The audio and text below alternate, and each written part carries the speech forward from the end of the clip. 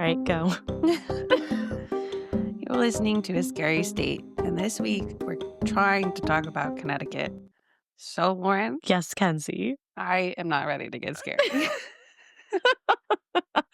You're gonna have to power through.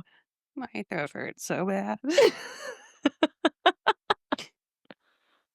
It doesn't want me to talk. Which is shocking for you. My brain wants to.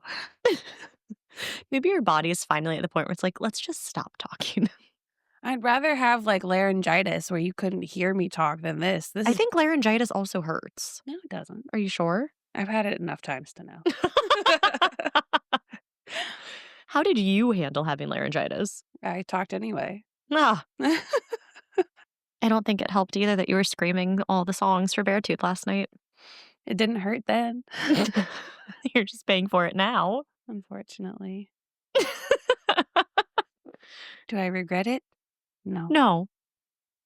Do I wish it would go away? Yeah. Mm-hmm. Well, we just have to make it through like an hour and a half of us nonstop talking. Yeah, Everyone's probably so shocked that you're not just like yapping on. I can't. Plus, we've seen each other for the last 24 hours. There's nothing to yap about. I know. So, Thankful for everyone else. yes. The only thing we have is a concert. I'll let you take that away. The concert was amazing. It was so hot. So hot. So hot. So, Even though we were under the pavilion, so. but it was the Summer of Loud. So we missed Alpha Wolf and the other band that was there beforehand. We saw Devil Wears Prada and the Andy Affliction. And then we saw Beartooth and I Prevail. And then we left for Kill Switch Engage and Parkway Drive. Because we don't know them. We don't know any of their songs. And as fun as it is to hear our music, I wanted to go home. We got home by 9:30. It was amazing. I've never been home from a concert that early. It was really nice. It was great. And then I see Goo Goo Dolls tonight. So that'll be fun. Rock on. Weekend of concerts. But this is a very different vibe, and I can just kind of sit. Yeah, and plus just it's chill. Plus it's Wolf Trap, which is Exactly. You can bring in your own food and stuff. I know. Which Are you is guys so gonna do that? exciting. Yeah. Nice. Yeah, I have to go pick up a cooler. Do you have to go to CVS too? If they have coolers, yeah. Joe was like, you should go to CVS. Well, I'm gonna go on my way home. I'll text you if they have. Yes, that would be perfect. Like, what kind of cooler? Just like either the styrofoam one would be fine. Could it be a regular cooler? It could be, yeah. Okay. Okay. Just really any type of cooler. Any type of cooler. Anything that we can bring cold food and drinks in. Got it. And that's all we need. Okay. All right. So should we jump into Connecticut? We can try. All right. So let's start with one of the deadliest tragedies in Connecticut history, the Hartford Circus Fire of 1944. On a hot July day, thousands of people packed under the big top for a Ringling Brothers show. Mid-performance, a fire broke out, and the tent, which had been waterproofed with a mix of paraffin wax and gasoline, went up in flames almost instantly. Duh. Waterproofed instead of fireproof. Yeah. Over Oops. over 160 people died, many of them children. Among the victims was a little girl who couldn't be identified for decades. They called her Little Miss 1565. Her image haunted newspapers and documentaries for years until DNA finally gave her a name in the 1990s. But people disagree that it's correct. Do you know what that name was? No, it just said on Wikipedia that they don't agree. If, like, some people, like, one person is like, yeah, this is who she is, but then others are like, that's wrong. Oh. So am I doing the next one? Are you going to tough it out? Is that your look to make me do it? well, I have the little, like, information afterwards. Okay. So that's the fair. Okay. Yeah, that's the balance. Please. Before there was Salem, there was Connecticut. In 1647, Elsie Young became the first person in colonial America to be executed for witchcraft right in Hartford. Over the next few decades, more people were accused, imprisoned, and hanged based on hysteria, superstition, and often just being a woman who spoke her mind. It's a lesser-known chapter of history, but Connecticut's witch trial set a deadly precedent. We've talked about that before. Either in one of our Connecticut episodes, we mentioned it, or in our witch trial October episode. Oh, I'm sure. But the witch trials didn't actually last that long. How long did they last for? Like a couple of years. Ugh. Yeah, and then they realized that it was wrong to do that. But I mean, in the grand scheme of things, though, a couple years does take a long time. Yeah, but like I thought it was like a decade or some shit like that. Yeah. But no, it was just a couple years. Interesting. Yeah. Oh, and only one person actually ever admitted that they were a witch. Why did they admit it? I don't Were know. they a witch? I mean, That's so fun. I mean, not great for the time, but, like, for nowadays, that's fun. guess she said, "Fuck it." I mean, yeah, honestly, all of the witch tests, you're gonna die regardless, Yeah. so you might as well go down as being a witch. Mhm. Honestly, Go down in flames. Mackenzie. The Pettit family was attacked in their home in Cheshire, Connecticut. 2 men broke in, held the family hostage overnight, and by morning, Jennifer Hawk Pettit and her 2 daughters, Haley and Michaela, were dead. Dr. William Pettit, the sole survivor, barely escaped with his life. The sheer brutality of this crime shook the entire nation. It reignited debates about the death penalty in Connecticut and left a community forever changed. This was a brutal one. The kids were like 13 and 8. Oh. They, trigger warning, they not only assaulted them, but they also, like, sexually assaulted, like, the mom and the 2 girls. Mm-hmm. Beat the shit out of the dad. When did this one take place? I wanna say early 2000s. Oh. Maybe before that. Maybe it was way earlier. Does Connecticut still have the death penalty? No, so they originally got sentenced to death, and then when Connecticut got rid of the death penalty, it was changed to a life sentence. Oh, interesting. But yeah, people were like, "You want these assholes dead." Yeah. So, but they're Yeah. not. They're just in jail. After the murder of Black Panther member Alex Rackley, several fellow members were accused of torture and murder, among them National Chairman Bobby Seale. The trial took place in New Haven and became a lightning rod for protests, drawing crowds of activists, students, and celebrities. The courtroom was packed, but outside, the streets were filled with people demanding justice, not just for the accused, but for the broader civil rights movement. So, it doesn't sound like it, but it was really Black Panther against Black Panther. Oh. It wasn't like that guy wasn't a white person, Oh. but they suspected that he was an informant for the FBI. And so the people that ended up being, like, accused, there was, like, a bunch of them did get acquitted, but I think 3 of them actually, like, admitted to it. Mm-hmm. They, like, had tortured him for information and then, like, brought him somewhere and killed him. And then the Bobby guy, since he was the chairman, it was said that, like, he knew about it Mm-hmm. and, like, maybe even, like, sanctioned it or whatever, but there was no official proof of that. Yeah. But yeah, and then it was after that, like, both the FBI and the Black Panthers fell out of favor, depending on what side you're on. So, this is when what's his name? Hoover. Mm-hmm. J. Edgar. Was Hoover. like with the FBI. Yeah, he was still in charge. I couldn't remember the first part. Hoover, J. Edgar. Every town seems to have its own local legend, and in Monroe, that legend is Hannah Grana. In the 1800s, she was known as the Wicked Witch of Monroe, and unlike others accused of witchcraft, Hannah embraced the title. Oh, is she the one who would have been the only one in Connecticut who said she was a witch? No. No, that person did get executed. Oh. People feared her. No, she just gave into it because she was like, "Why the fuck not?" Because it was funny when I read about it. She was like, she played into it so that she could try to get, like, stuff from people. I also covered her. I know. Yeah. I couldn't find that one. Oh, it was in either one of our Connecticut Czar Witch episode. Okay, well, I knew she sounded familiar. I just didn't Yeah. know where it was. somewhere, but still about her. Mhm. She was blamed for failed crops, sudden deaths, and even cursed those who crossed her. Before she died, she told locals to transport her body by sled, even if there was no snow. They didn't listen, and apparently things started to go wrong right after her funeral. Coincidence? Maybe. Or maybe Hannah had the last word. I like to go with that she had the last word. Yeah. Yeah. In 1839, a group of enslaved Africans aboard the ship La Amistad I think so. revolted and took control. The ship ended up near Connecticut, and the rebels were captured and jailed. What followed was a groundbreaking court case that challenged the very institution of slavery. The captives eventually won their freedom, thanks to abolitionists and even a former president, John Quincy Adams. What number president was he? Either 2 or 4. He was 6. He was 6? Yeah. Why'd you ask me that if you knew? Because I thought he was either 2 or 4, because Joe and I were listening to a trivia thing, and I was like, oh, 4. And it wasn't. Who's 4? I think that I can't remember, but I Because like it's my Washington. whole world was destroyed. Because it's Washington, the first John Adams, Jefferson, then who? Let me Madison? Yes, it was Madison. Madison, Monroe, and then the next. Uh-huh. Oh. And I was so shocked. Well, hey, look at that. Now we know the first 6. I know. 7, because Andrew Jackson was after that. Ah. And he was an asshole. But so confidently, I was like, John Quincy Adams. And then when it was James Madison, Joe was like, ooh, that's really embarrassing for you, Lauren.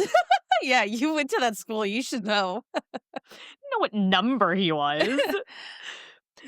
But this case also revealed Connecticut's own deep ties to slavery, a truth that's often left out of the textbooks. I don't think I knew that. Again, whenever I think of the North, I don't think of slavery. Yeah, well, they were knee deep in it. Yeah. But it was interesting that, like, John Quincy Adams, like, good guy, Yeah. you know? I Yeah. think he might have been president at the time. I don't know. I don't think he was. Oh, he was former president. Just kidding. It's 1839. I take it back. Oh, yeah. But yeah, it was interesting because it the logic behind it, like, made sense, but it was also like, okay, but you didn't apply that to other people, and I can't exactly remember what it was. Mhm. But they did win their freedom, but they had to go back to Africa, which Oh. I don't think they were probably mad at, since that's probably where they came from. Yeah. Yeah. So, Hmm. yeah. In Waterford, there's an abandoned hospital that looks like it was plucked from a horror movie. It's called Seaside Sanatorium. Originally built in the 1930s as a children's tuberculosis hospital, it was later turned into a state facility for the developmentally disabled. Like many institutions of that era, it's been linked to allegations of neglect and mistreatment. Today, the empty halls and crumbling walls attract ghost hunters, thrill seekers, and anyone drawn to the eerie energy of forgotten places. I didn't look into that one because I figured it could be a possible story. Yeah, definitely. So I just kind of left it at that. Perfect. Dudleytown is an abandoned village in northwestern Connecticut that's said to be haunted. Settled in the 1700s. That definitely says cursed. Oh. That's said to be cursed. Settled in the 1700s, the town was plagued by mysterious deaths, suicides, and madness. That's why you read read along. Eventually, everyone left, and it's been empty ever since. Paranormal investigators claim it's one of the darkest spots in the state. Visitors report shadowy figures, strange sounds, and an overwhelming feeling of dread. You can hear more about Dudleytown in our second Connecticut episode, number 125. See, I got that one. Thank you.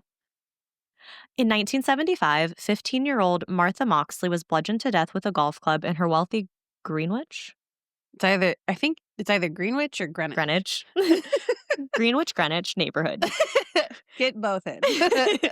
For years, the case went cold until rumors pointed to I read that as Sakackle. the Skackle family. Relatives of the Kennedys. Michael Skackle, a teenager at the time of the murder, was eventually convicted decades later, but the case was full of twists, appeals, and controversy. It is a reminder that even in the most affluent communities, darkness can hide behind manicured lawns. Yeah, so this is still unsolved. And I believe, I can't remember if it was mom or dad. So he was convicted, though, but did the conviction not? It didn't stay. Oh.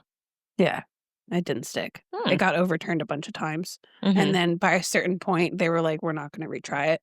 Oh, wow. Yeah. His brother was also involved. Mm-hmm. So it was kind of back and forth between those two. Yeah. But I can't remember which parent is a niece or nephew of Robert Kennedy, the Oh. brother Mhm. of John F. Kennedy. The one who got assassinated later. Oh, yes. Assassinated? Assassinated. Assassinated. Michael Ross is one of Connecticut's most infamous killers. Have you heard of this guy? No. Okay. In the 1980s, he confessed to raping and murdering at least 8 young women across the Northeast. He was meticulous and calculating, earning the nickname the Roadside Strangler. What makes his case even more disturbing is that he actually wanted to be executed. After years of appeals, Ross was put to death in 2005, becoming the first person executed in New England in over 45 years. I'm pretty sure he was the last one in Connecticut. So the first in New England, last in Connecticut. Yeah. His story sparked serious questions about mental illness, capital punishment, and whether anyone should be allowed to choose their own death. No, they should not be. Yeah, it In seems my like opinion. a reward if they want it. Right, exactly. But, yeah, some of them were, children. Not like children, teenagers, but still But still, children. yeah. Waterbury, Connecticut was one of the locations where young women, known as the Radium Girls, were employed to paint watch dials with radium paint. They were instructed to lick the tips of their brushes to create a fine point, leading to severe health problems and deaths from radium poisoning. Yeah, and then they used them to, like, study radiation and what it does to the body. I don't know if they did get compensated. They did get not for the studies, Whoop-de-doo. but for, like, Well, because it the was their job. yeah, it was their job. So But it also, like, this also started, like, workers' comp and that oh, conversation and all that kind of good stuff. interesting. Yeah. Yeah, I definitely knew about this. Yeah. There was a play, one of the high schools around here did one Mhm. of them, like, did the Oh, Radium Girls as a play. I interesting. saw the little, like, signs. Yeah. Yeah. Interesting. But yeah, so that's Yeah, I was Connecticut. gonna leave it at 10, and then I Well, that saw one was an interesting one to include. I saw that one, and I was like, "Oh, that is definitely dark." I gotta include it. Yeah, see? Exactly, that is dark. Very dark. Alright, you made it through part 1 of the podcast, Mackenzie. Ugh, then Congratulations. you get to talk first. Yes, I do. Cool. What spooky tea you pouring, Lauren? Oh my gosh, don't sound so excited. Alright, who doesn't love a good cryptid? Today, I have 2 from Connecticut that I will be talking about. Greedy. Greedy? Yeah. Well, they're not very long stories, so You took needed 2. 2. Monroe, Connecticut is located in Oh the my god. Monroe, I know, where the witch was. They're where the just witch not having was. some good luck. Yeah, don't They live in got some Monroe. creepy people there. I'm sorry, if you live in Monroe, I'm sure it's lovely. So it's located in the southwestern part of the state between the cities of Bridgeport and Danbury. Oh my god, I should ask Rory about these things. She's from Connecticut. You should. Get our, like, local Connecticutian. What? I don't know, what's a person from Connecticut called? A person from Connecticut? No, like, we're Virginians. A Connecticutian. But I think there's some states that just don't get that. Oh. And I think Connecticut's one of them. On the outskirts of Monroe in Fairfield County is an old 2-story farmhouse. It is clearly in disrepair with the windows boarded up. The house is kept dark and often described as fortress-like and impenetrable. A barn? Yeah, like a house barn kind of thing. And it looks like a fortress? Mhm. That's an odd way to describe a barn. Yeah.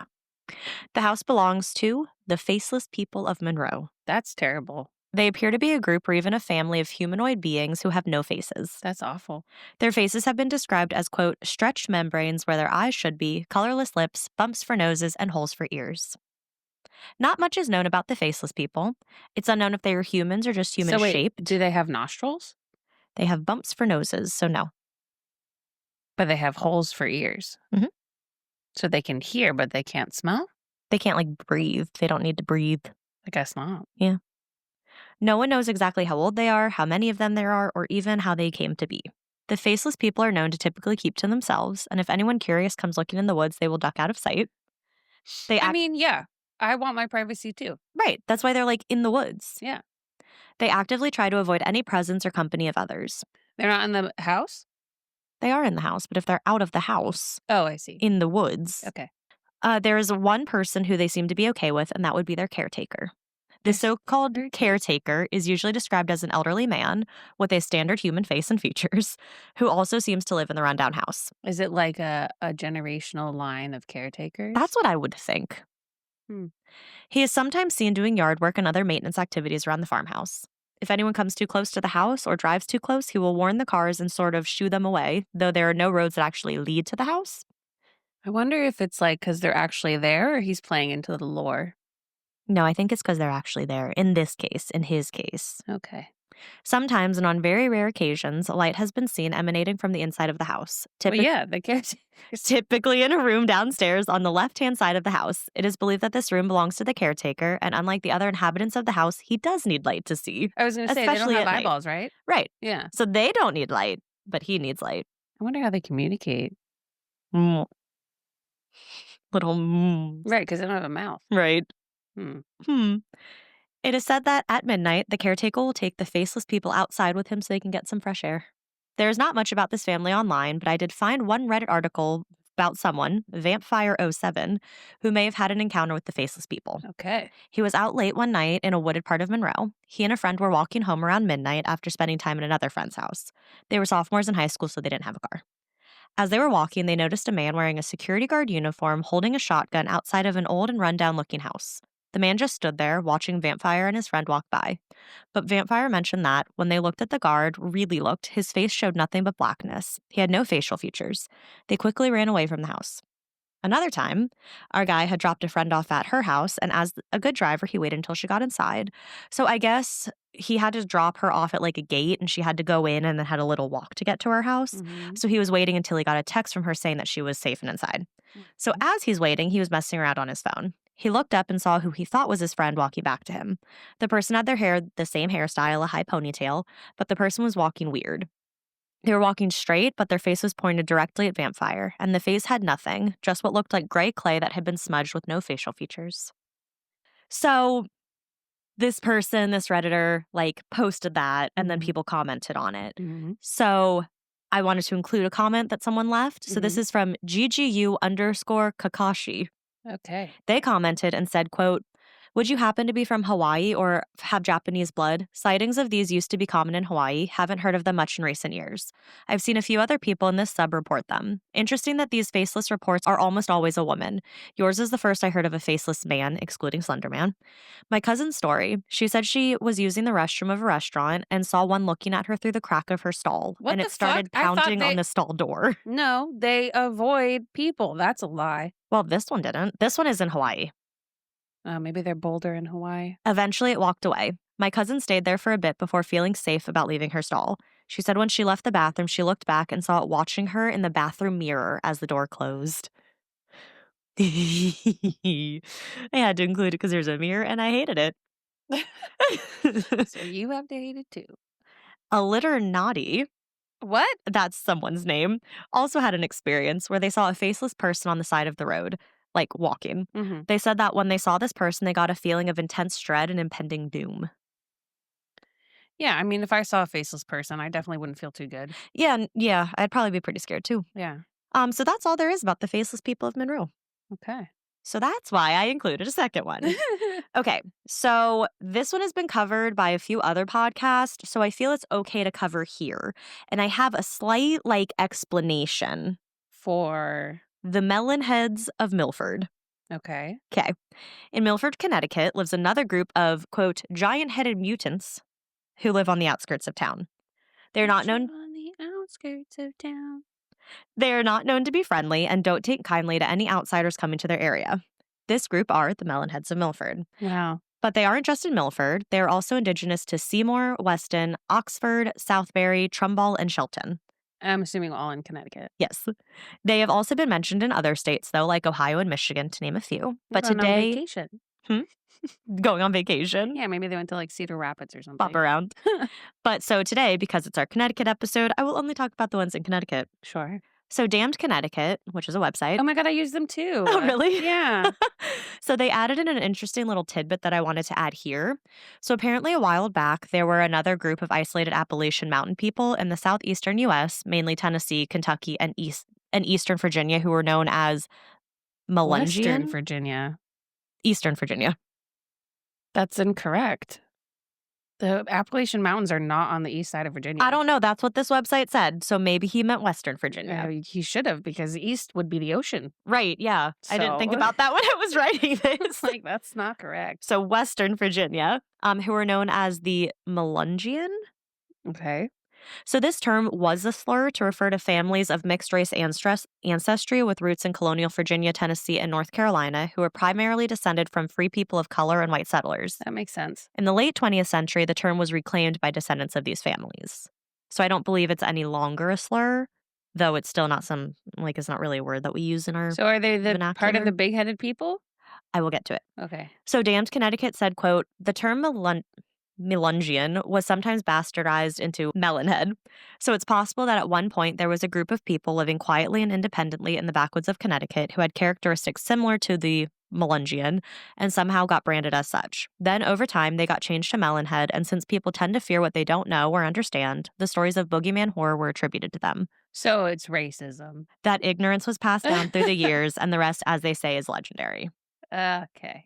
So I thought that was important to add that we're not talking about the racial part of this. We're talking about what the legend turned into. But it has racism. It does if racism. you go through this route that he believes it went through. Got it. It's not necessarily how we got to Melonheads, but that is one of the ways that they believe we got to it. Mm, But it has taken on a legend in its own way. So Okay. that's where we're going to go with it. okay. We're not going to go the racial route of it because that's not great. Sure. We're going to go the scary legend of it. Yeah, that's the idea. Okay. Yes. All right. So we're leaning into the legendary or legendy side of things. So there are many different variations for the origins of the Melonheads and stories that try to describe where the origins begin.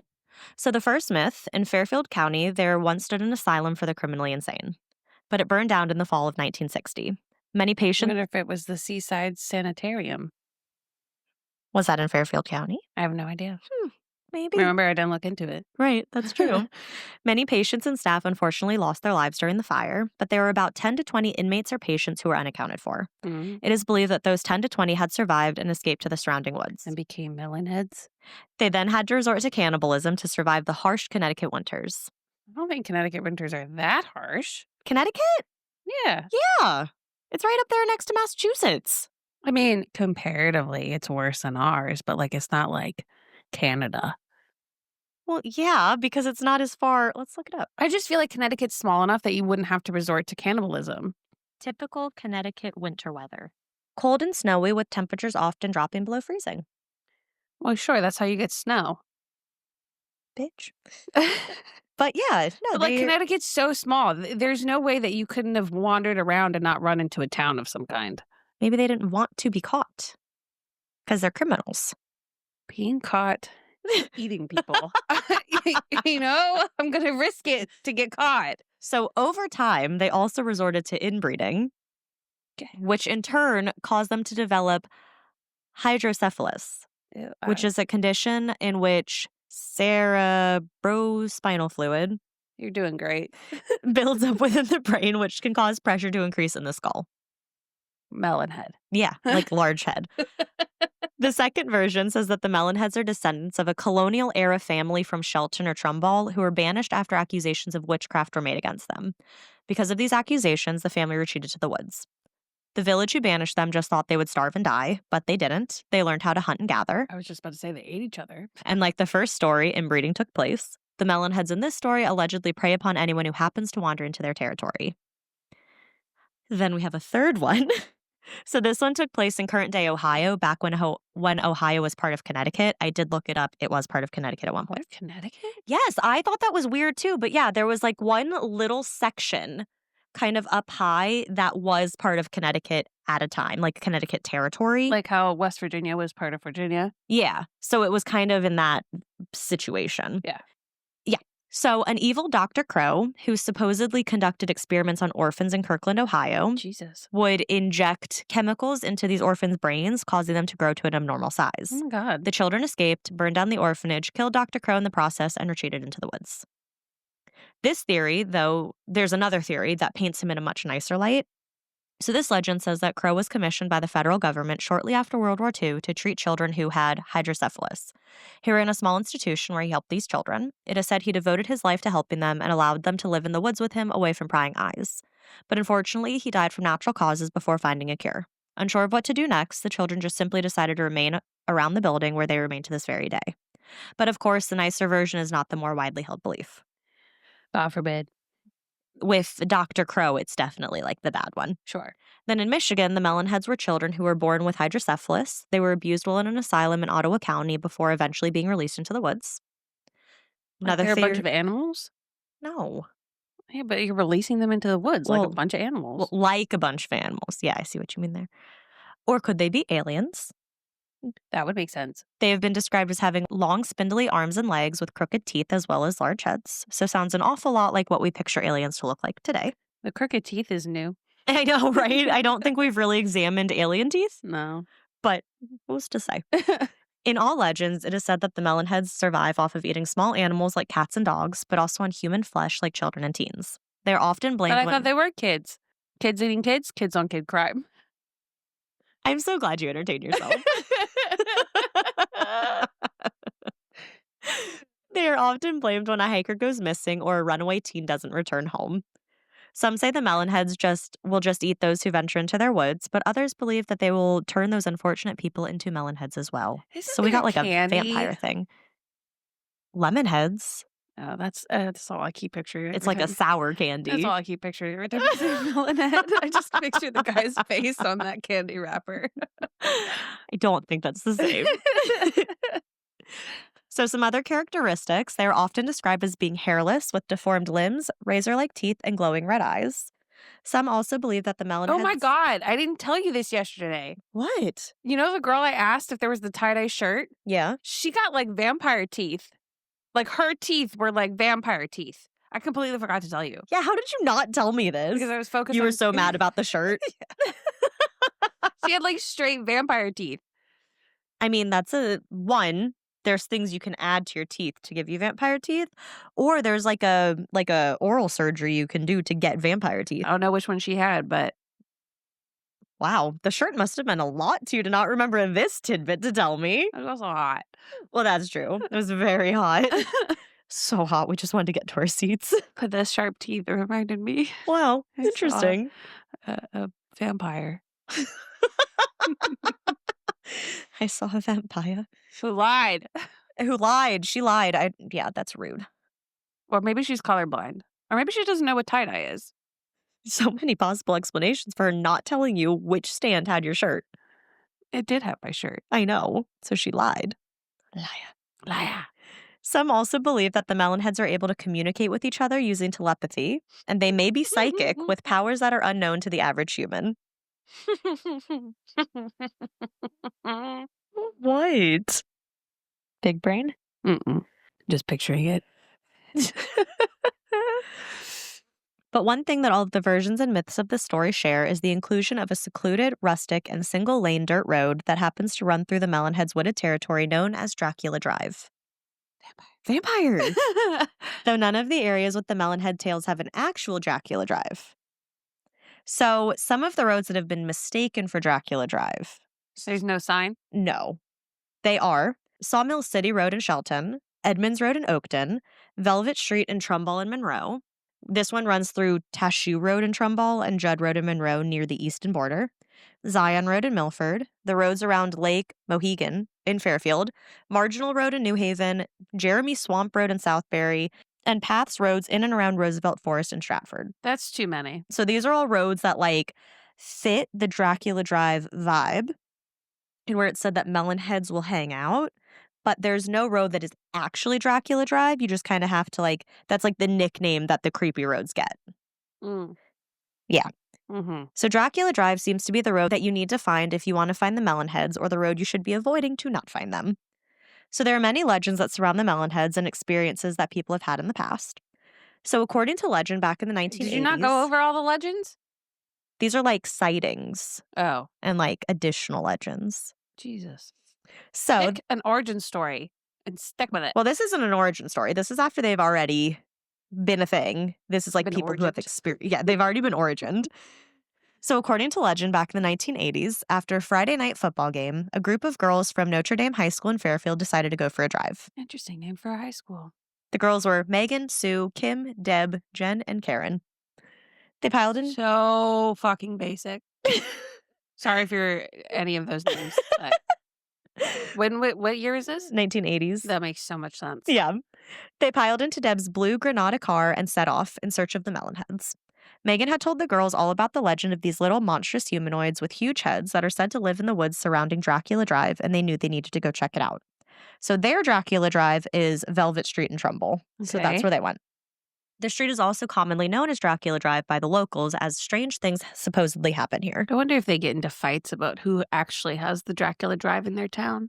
Well, it could be like, how I think of it is like, okay, this is going to be real off topic, but remember when we did like creepy games and there's the 11 Mile Road game? Sure. There's not one road that's the 11 Mile Road.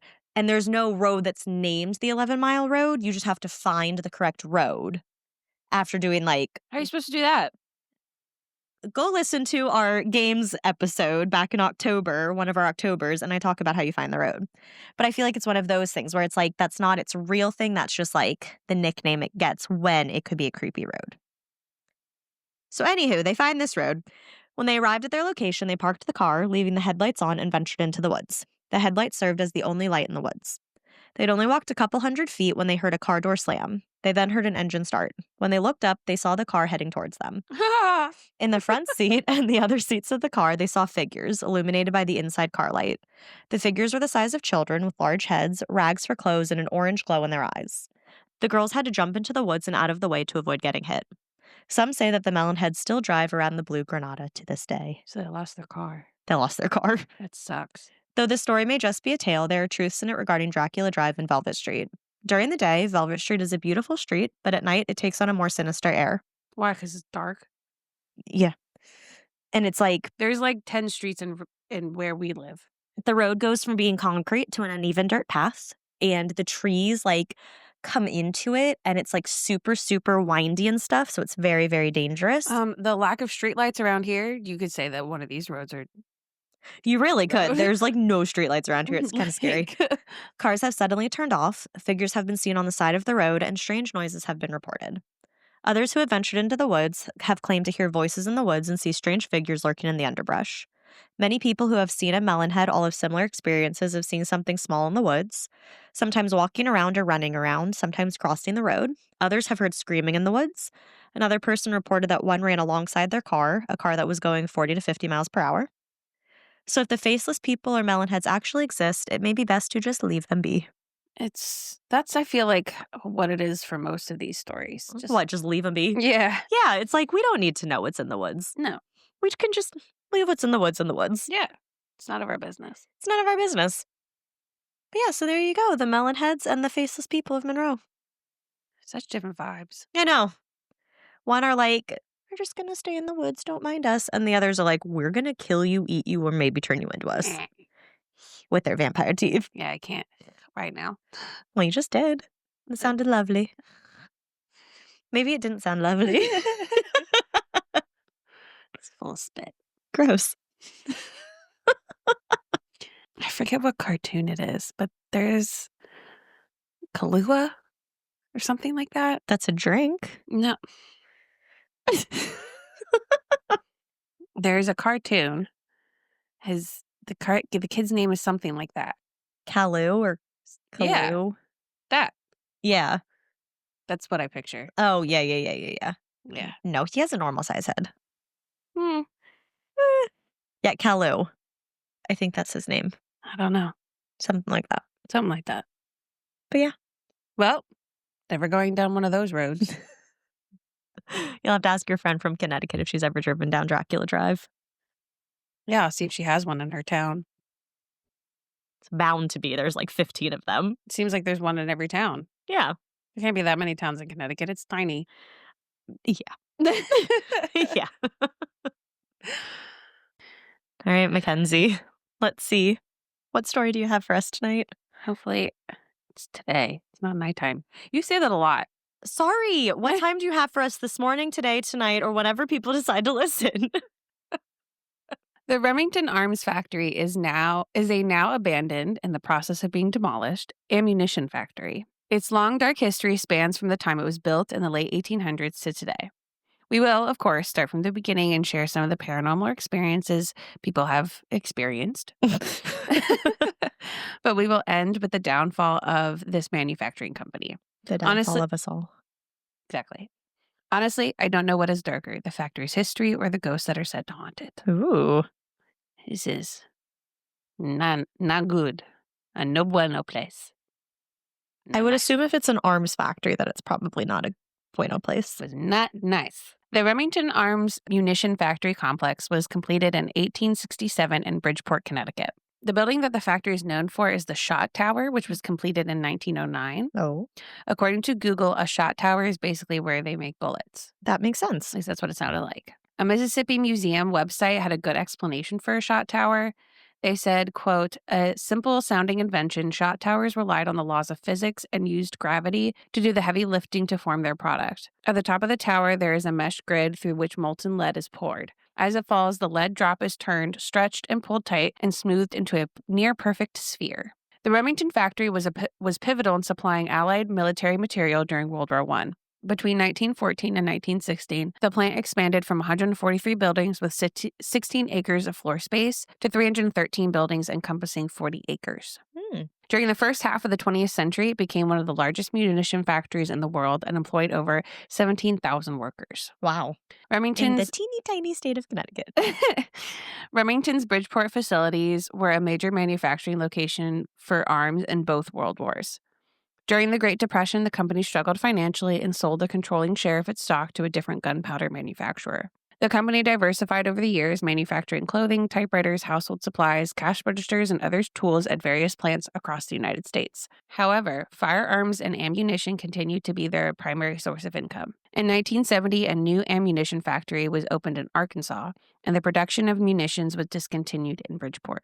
The company moved its headquarters in 1984 to Wilmington, Delaware, and all production in Bridgeport was discontinued in 1988. The massive complex was left to rot and, to our favor, became haunted. The factory became haunted due to its many accidents that occurred on site. In 1906, 16 tons of gunpowder exploded that caused damage as far as Long Island. Wow. Miraculously, no one was killed. Fatal accidents were not uncommon and included harrowing instances of employees falling into giant pots of molten metal. Of course. Yep. That had to happen, In 1942, during the peak of the factory's wartime production, there was a deadly explosion. It claimed the lives of 7 workers and injured 80 others. Many speculated that the incident was an act of wartime sabotage. Jeez. I don't think so. Oh. But I wasn't there. I don't know. That's true. That's true. It was peak World War II, so it could have been. It really could have been. World War II was where it was wild. Sure was. My words didn't want to come out. It was a wild, man. Wild times. God, it must have sucked to live here during that time. All the rations and shit that you had to do. Yeah. I'm too greedy. I'd have been so pissed. Like, I'm sorry, you're telling me that I have to give up my shit to fight a war I'm not in? It's probably like the last time we went to war for actually a good reason. Yeah. All the other ones after that, we lost. And we did not accomplish what we set out to And accomplish. just like we didn't need to be there. No. Korea got split in half. Vietnam, we definitely didn't win.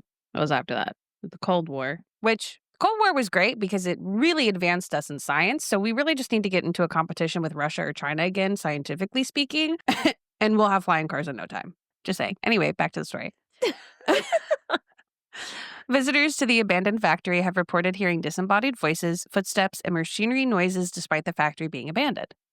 People have seen apparitions of former workers wandering the halls. Many have experienced sudden drops in temperature and an overwhelming sense of dread. Paranormal investigation teams that have explored the factory uncovered evidence of it being haunted through EVP recordings, capturing unexplained voices and sounds. Thermal cameras detected anomalies indicative of paranormal activity. Ooh. The factory has been closed off to the public for some time, but there are still some stories that can be shared. So don't go there. You will get in trouble for trespassing. So yeah, just listen to what we are telling you instead, and you'll be good. It's also a very unsafe building. Oh, I can imagine. So I am not advocating, and in fact, I am condoning anyone that goes there currently. It might not even be still standing because I know they're demolishing it, so it might not even be there anymore. Anything that happened recently, I don't believe because you're not allowed on the property. So like there was this one person who commented saying like back in 2020, and I was like, I don't think so because I don't think you could have gone in. I mean, unless you blatantly disregarded the trespassing thing, but Probably a lot of people, like the urban exploration people, they'll do that. They'll just blatantly disregard anything where it's like you're not supposed to be here. yeah. And people are like, yeah. I just decided to go with 1, something I looked at as more credible, and 2, people that didn't seem to be breaking the law. Okay. I think that's a good place for our podcast to be focusing on. Yeah. So, Damned Connecticut Yep. posted a blog sharing about a friend's husband's experience while he worked at the factory. Oh. I want to say he's part of the demolition of the factory, not like the production of the stuff. Right. Based on like what he says. So this is the husband's story. Remington Arms was a really creepy place to work in even during the day. At first, I wasn't sure it was Remington Arms because we were told we were working at General Electric. I think they're in charge of like the demolition stuff, but I'm not sure. Interesting. Okay. Once we were actually in the building and strange things started happening, we realized that GE was renting a small section of the Remington Arms building. The strange experience I had was in the restroom. I was alone. I was alone. The door did not open, so I knew no one came in or out, and I saw a shadow move across the room like someone else was in there. We heard many strange noises in areas of the building where none of our workers were, and since it was the middle of the day and the building supervisor was there, we didn't think of vandals or drug dealers or anything like that. Another experience I had was when I was taking pictures for my wife, who is obsessed with creepy places. Good for you. One of us. There, One of us. one of us. There was a dead bird on the floor in one of the rooms, which wouldn't have been unusual in an old abandoned building if it wasn't completely mutilated and half scattered across the room. Oh. That's gross. To be honest with you, I haven't heard any stories about Remington Arms until we looked up the location online. I am completely convinced that my experiences were supernatural, and so I asked my wife to research the area when I was still at work. That was when we put it together that GE was actually Remington Arms, and the shadowy figures that I saw in the bathroom have been seen by others also. Now that I know the history of the building and the sightings that other people have seen throughout the years, I am totally convinced that my experiences were nothing but supernatural. No explanation for the shadows and sounds that went on in the building. So one person commented on that post and said, there are videos too. I am the friend's sister. There's one video where music is coming from a brick wall, but there is no one else in the building. Creepy. Yeah, I don't love that. Of course, everyone is now commenting saying post the video. And this person who posted it is called Anon. And from what I saw, they did not post the video. So literally not credible at all. Yeah. A person named Noreen commented in 2012, I worked in the Remington Arms building from 1986 to 1989. I worked for a printing company and we rented space on the second floor of the shop building. On many occasions, I felt someone watching me. Shadows and mysterious lights were so common that you came to expect them. It was like being in your childhood nightmares. No one ever touched you, but you knew you were not alone. Ew. None of us wanted to be in the bathrooms. It was too creepy. If you were going to investigate, make sure you go to the shot tower and the attached buildings. This is where the majority of sightings happened. Another person named Rick Parker had a sweet-ish story to share. He said, my 94-year-old father lives with me, and we were talking about places he worked. One was Remington Arms during World War II. He didn't recall anything out of the norm, except he witnessed a male worker lost his hand while he was working a heavy press to his hand. While he was working a heavy press? While he was working a heavy I don't know. Yeah, I must have missed a word there. My bad. He lost his hand. Yep, that's the moral of the story. And this was in approximately 1941. Oh. So, like, sweet that, like, he was talking with his 94-year-old father, but, like, ish because someone lost their hand. Yeah. Jimmy, i.e., not Y, had some local knowledge of the building and shared their experience. There are 3 basic complexes there. I used to rent a space in Building 342 in the Arctic Street complex. The other complexes are old military buildings, the 3 deteriorated buildings to the south, and then there is the GE complex that is in the process of demolition on Boston Avenue. These were, as I understand it, all part of one complex. I understand there are pipes and cables running between the Arctic Street complex and the Boston Avenue complex. I never felt really strange there, but have heard some stories. One of the ladder that started walking on its own in the basement of the medical building. A ladder? Uh-huh. Huh. One of the lady in white who would descend the stairs in one of the buildings. I think that one was demolished after the last big fire. Always a lady in white. Sure. And one tenant who was working late and around midnight started smelling something very sweet and pleasant that very quickly turned into a horrible smell, and she never worked that late there again. Ew. I saw a diffused white orb once in the 344 building go across the aisle, and a friend set up a tape recorder, and we got a voice saying, help me. Very faint, but you can make it out. Ew. My favorite comment is from Sue Del Bianco, who I believe was trying to debunk some of the other comments. Mm-hmm. But she doesn't seem like she doesn't believe in ghosts, just more so doesn't believe this one person. Okay. She was beef with some random person. Yeah. And I'm not going to share her whole comment because then I'd have to share the others for it to make sense. Right. But I am going to share this one line because it was really funny. She said, but as far as apparitions, I don't know why any self-respecting ghost would want to haunt Remington Arms Factory. Maybe they don't have a choice, ma'am. I just thought it was so funny. Like, that's her argument. Right. No self-respecting No one will want to ghost. be here. One couple shared their experiences when they visited in 2024 that seems credible. Todd G. posted on Haunted Almanac saying, "My wife and I once visited Bridgeport, Connecticut, drawn by the tales of Remington Arms. Although we respected the no entry signs, standing outside the factory gave us chills. The stories shared by locals and the evidence captured by investigators deepened our fascination with haunted historical sites." Good for them. Yes. Remington filed for bankruptcy in 2018 and again in 2020, in part due to declining sales, a damaged reputation after a high-profile expose on trigger defects that caused several deaths, and lawsuits brought by the family of the victims of the Sandy Hook Elementary School shooting. Oh. The company was sold in parts at an auction, with the trademarks and ammunition business sold to Vista Outdoor. So I have some details on both of these stories. Okay. So the trigger defects. The trigger defects go back literally decades. Decades. Like back to when they were building stuff for the war? Yeah. Oh, wow.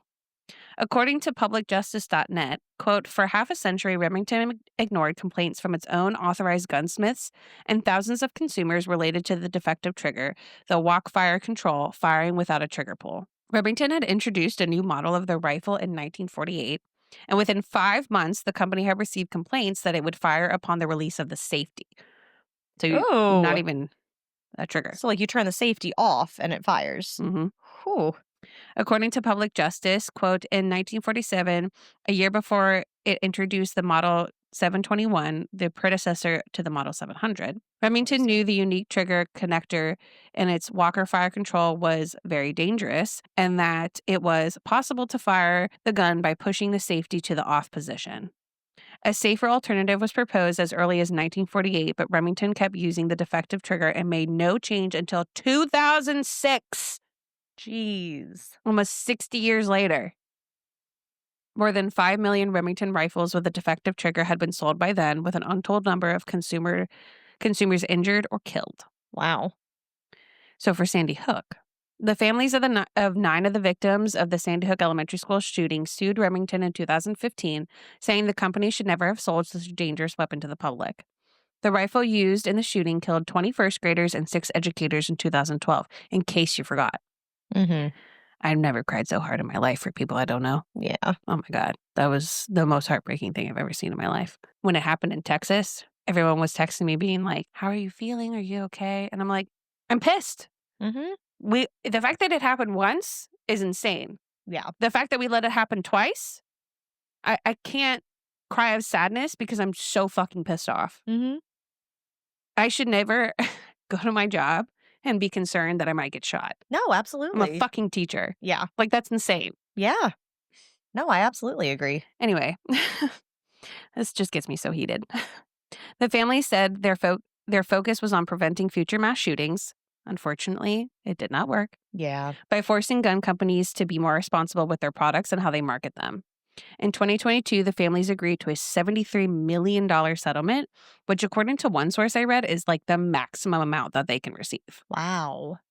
Nicole Hockley said in a press conference, quote, "Nothing will bring Dylan back." Her son was 6 years old when he was killed in the shooting.